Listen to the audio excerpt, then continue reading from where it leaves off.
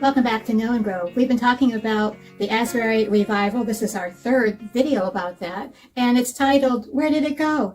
But instead of talking about what they may or may not have done right about ending the revival, we're going to talk about us and what we need to do and what we need to be thinking and how we need to be acting and the questions we have to ask ourselves. In fact, I asked my husband at bedtime a few nights ago, if we had revival at our church, would our septic system be able to handle it? We'll be right back with more. But before we get into that, what I would like you to do is please put a plus sign if you're watching on Rumble and swipe to the right. If you're watching on Facebook, please like, please comment, please share. And if you're watching on YouTube, please subscribe, hit the bell, comment, share, do everything you can do on any of the platforms. Please do that. It helps the word go out to more people. So, the Asbury revival. You've heard, of course, by now that they have shut down the revival at the hall that they were having it, which seats a lot of people. It's very large, and they can accommodate a lot of people. But there are different reasons why they moved it out of there, and they stopped the public from coming. If you're a certain age, I guess college age, high school age, you can still come in the evening. They took different steps to where now, somebody like me just can't go show up. And I had thought maybe I would, but definitely I can't now.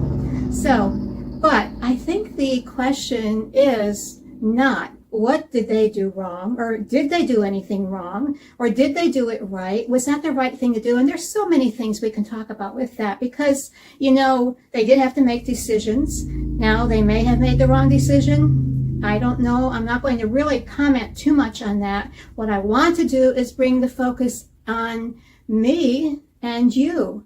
What happens if it comes to your church, to your school, to your town? What are we going to do? When revival comes, people will combat it.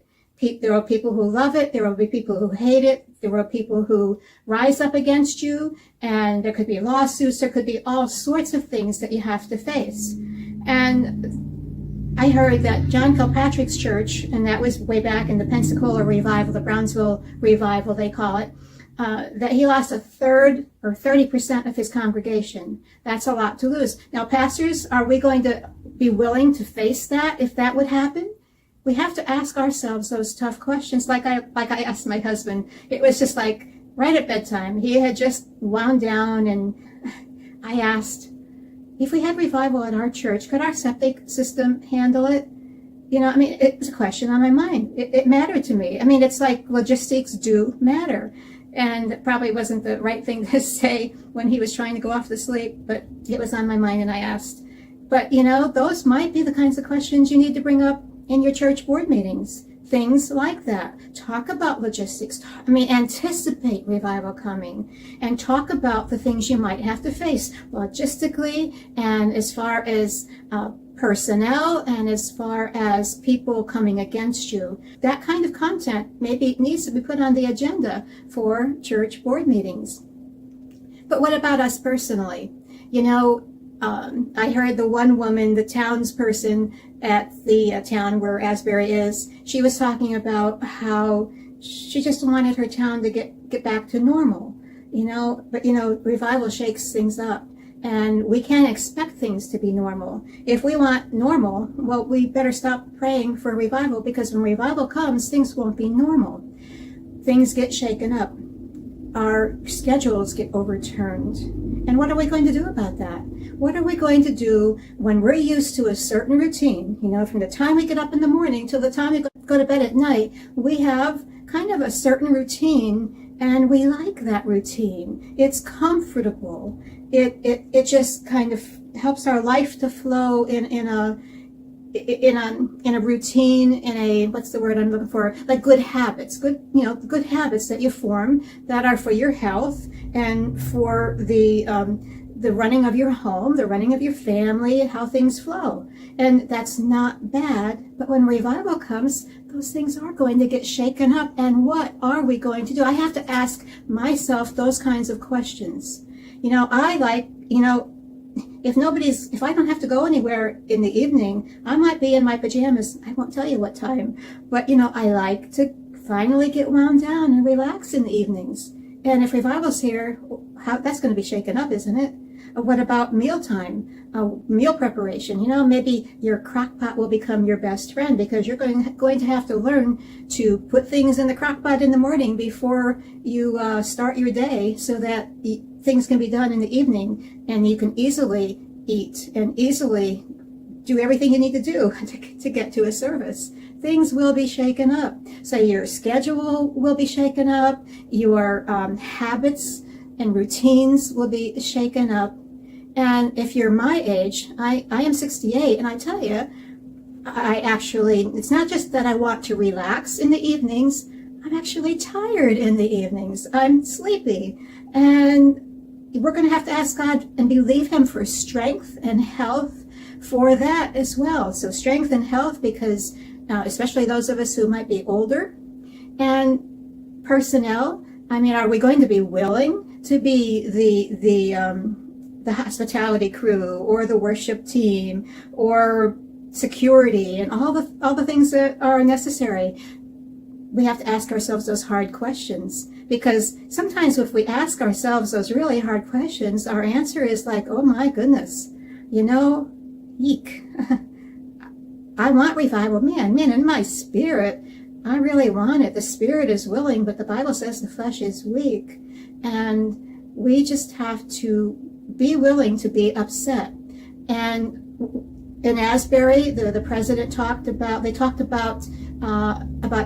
interfering with academics. Well, we're going to have to make a decision. Are academics going to be more important than a moving of the Spirit?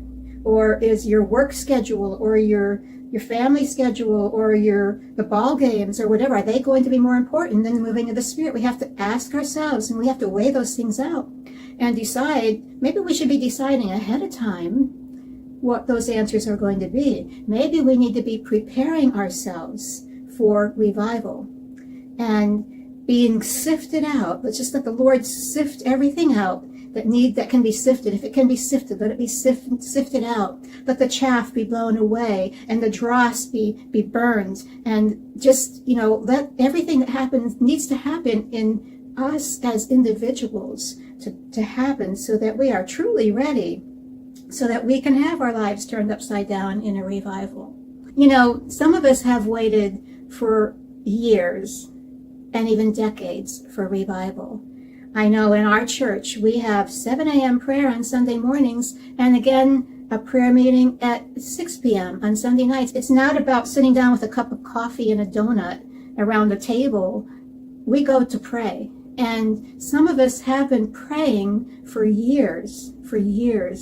And when it finally comes, we don't want to stop it. We don't want to interfere with it. We need to be good stewards of it. Another thing we're going to find is that you will have the people who don't want it, and there will be people who criticize because they just think it's too much. They'll say you're in the flesh, or who knows what they'll say. And well, speaking of flesh, when revival comes, there can be excess, but we have to just deal with it as it comes. We can't shut the whole thing down, because we might have to deal with some of those things. So there will be people who that's just too much, let's not go there. And then there are the people who want it, and they want to watch. They don't want to participate. They just enjoy it. They just want to watch. That's not good either. We need to be willing to be stripped of our pride, because when revival comes, if we're just the watchers, the spectators, that's just not enough, and that's not where the Holy Spirit wants us to be either. We need to be stripped of our pride and be willing to weep, be willing to confess, be willing to do whatever, be used in any of the gifts of the Spirit. We need to be willing. So there will be the watchers, and then there will be the people who do the excess that we'll have to deal with, but that's okay. God will give us the strength and the wisdom to deal with it. And I think let's just end on, am I willing to do the things that are necessary for revival to come. Revivals I know God can do anything he wants, and he comes with these sovereign moves, but usually these sovereign moves don't just happen. God moves, but he's moving in response to the prayers of people. And I had heard Pastor Kilpatrick talk about his wife. He would come home and he would find his wife with tissues laying on the floor where she had cried in her prayer time, praying. Are we doing that? Are we opening the door for the Spirit to come? Are we crying? Are we spending time asking the Lord to do whatever he wants and crying out for the souls of mankind? Are we willing to have those tissues laying all around that place where we're sitting because we have been in the presence of God, weeping and interceding for revival? Let's just turn the focus on ourselves and anything that we need to change in us to be prepared for it to come and to be prepared for everything that comes with it. Thanks for listening, and let's just keep praying. And this thing is spreading, and it's spreading in other countries, and I want it to come where I am and where you are. Thanks again for listening, and please put a like and a comment, thumbs up, whatever it is on your social media. And until next time, I love you. Take care.